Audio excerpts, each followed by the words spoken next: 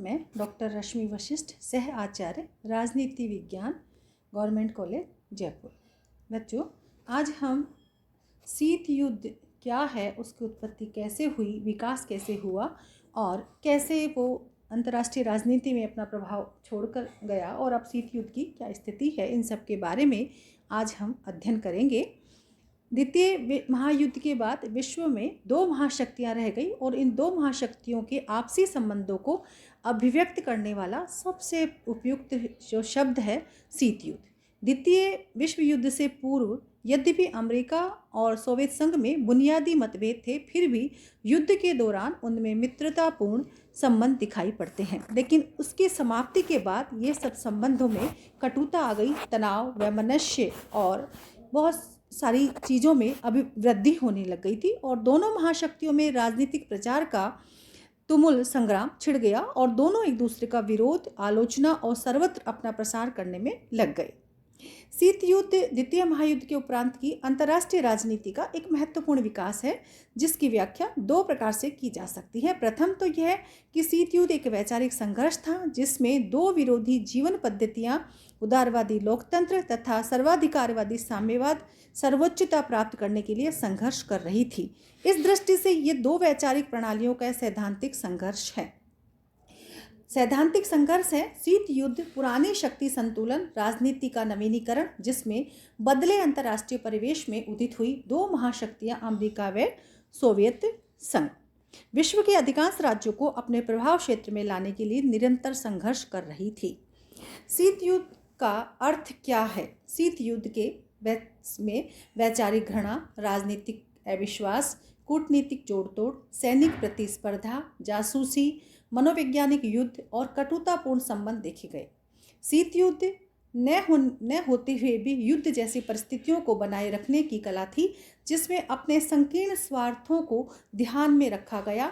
शीत युद्ध एक प्रकार का वाक युद्ध था, जिसमें कागज की गोली, पत्र पत्रिकाओं, रेडियो तथा प्रचार साधनों से लड़ा गया।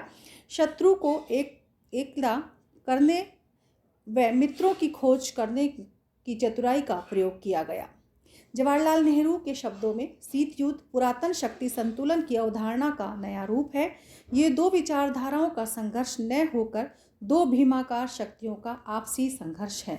वस्तुतः शीत युद्ध वास्तविक युद्ध नहीं था। नेहरू के शब्दों में निलंबित मृत्युदंड के वातावरण के समान तनावपूर्ण था। शीत युद्ध के अपने कुछ कारण हैं जिसके कारण शीत युद्ध ने जन्म लिया, जैसे युद्धोत्तर उद्देश्यों में अंतर, सोवियत संघ द्वारा याल्टा समझौते की अवहेलना करना, सोवियत संघ द्वारा बाल्कन समझौते का अतिक्रमण, ईरान से सोवियत सेना का न हटना, टर्की पर सोवियत संघ का दबाव, यूनान में सोवियत संघ का हस्तक्षेप, अमेरिका व सोवियत संघ का एक दूसरे के प्रति विरोधी प्रचार, बर्लिन की नाकेबंदी, सोवियत संघ द्वारा वीटो का बार बार प्रयोग, शक्ति संघर्ष। मार्गेंथो के अनुसार अंतर्राष्ट्रीय राजनीति शक्ति संघर्ष की राजनीति है और हित संघर्ष आदि ऐसे बहुत सारे कारण हैं जिन्होंने शीत युद्ध को बल प्रदान किया और शीत युद्ध शुरू हुआ। वस्तुतः शीत युद्ध अपने हितों का संघर्ष था, स्वार्थ का टकराव व अपने उद्देश्यों को पूरा करने वाला था। शीत युद्ध के अनेक चरण रहे हैं, जिसमें पहले से काफ़ी चरण का जो चरण है वो है जिसमें शीत युद्ध में वृद्धि हुई। ट्रूमैन सिद्धांत 1947, चर्चिल फुलटन भाषण 1946, मार्शल योजना, जर्मनी का विभाजन, दो भागों में विभाजन, नाटो की स्थापना, कोरिया युद्ध आदि। फिर ऐसा लगा कि कुछ शीत युद्ध कम हो रहा है, इसकी संभावनाएं कम थी, लेकिन फिर सोवियत संघ द्वारा आणविक परीक्षण, वार्सा पैक्ट 1955, हिंद चीन समस्या। फिर चतुर्थ चरण में ऐसा लगा कि इसके बाद ज्वार में कुछ कमी आएगी। रूस में शांतिपूर्ण सह अस्तित्व की नीति को स्वीकार कर लिया। खुश्चेव अमेरिका यात्रा, U-2 विमान कांड, इसने शीत युद्ध में तूफान ला दिया। कनाडा का राष्ट्रपति निर्वाचित होना, लेकिन क्यूबा का संकट तीसरे विश्व युद्ध का कारण बन सकता था। 1962 के बाद शीत युद्ध में शिथिलता आई 1962 के बाद शीत युद्ध में शिथिलता आई, लेकिन सच्चाई ये है कि इस काल में जहां एक और शीत युद्ध में शिथिलता आई, वहीं दूसरी ओर महाशक्तियों में प्रतिद्वंदिता भी बनी। इस काल में शीत युद्ध में शिथिलता की प्रमुख कुछ घटनाएं हैं: परमाणु परीक्षण प्रतिबंध संधि, हॉटलाइन समझौता 1963, परमाणु प्रसार संधि, मास्को बोन समझौता, बर्लिन समझौता, यूरोपियन सुरक्षा सम्मेलन, द्वितीय व तृतीय यूरोपीय सुरक्षा सम्मेलन। शीत युद्ध के 1980 से 89 का चरण, जिसमें युद्ध के अलावा सभी साधनों द्वारा संघर्ष भी कहा जाता है। अंतर्राष्ट्रीय राजनीति पर शीत युद्ध के अपने कुछ प्रभाव। विश्व राजनीति को शीत युद्ध से अत्यधिक प्रभावित किया। शीत युद्ध ने अत्यधिक प्रभावित किया। इसने विश्व में भय और आतंक के वातावरण को जन्म दिया, जिससे शस्त्रों की होड़ बढ़ी। इसने संयुक्त राष्ट्र संघ जैसी संस्था को पंगु बना दिया और विश्व को दो गुटों में विभक्त कर दिया। इसके कुछ प्रभाव हैं जो इस प्रकार से हैं: विश्व का दो गुटों में विभाजित हो जाना, आतंक और अविश्वास के दायरे में विस्तार होना तथा आणविक युद्ध की संभावना का भय उत्पन्न होना। आणविक शस्त्रों के परिप्रेक्ष्य में परंपरागत अंतर्राष्ट्रीय राजनीतिक व्यवस्था की संरचना ही बदल गई। सैनिक संधियों व सैनिक गठबंधनों का बाहुल्य हो गया।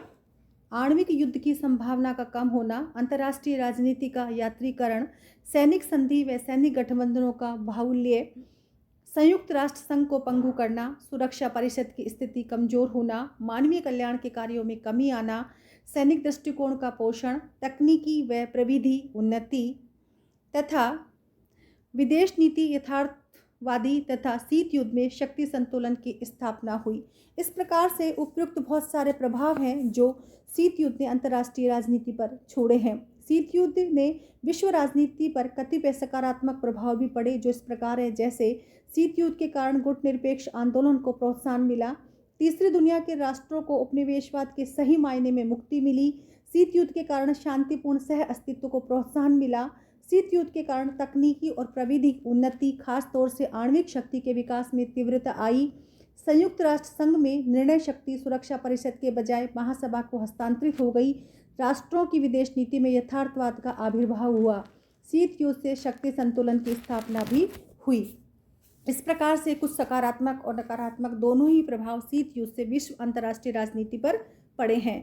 शीत युद्ध का बाद अंत 1989 में विश्व इतिहास में एक नया मोड़ आया। दोनों महाशक्तियों के बीच मधुर संबंध व सहयोग ने जन्म लिया। दोनों ने सुरक्षा परिषद का कई मामलों में समर्थन किया। अब शीत युद्ध अतीत की वस्तु बन चुका है। इस प्रकार प्रचार प्रसार शब्दों से वाक युद्ध अब खत्म हो चुका है।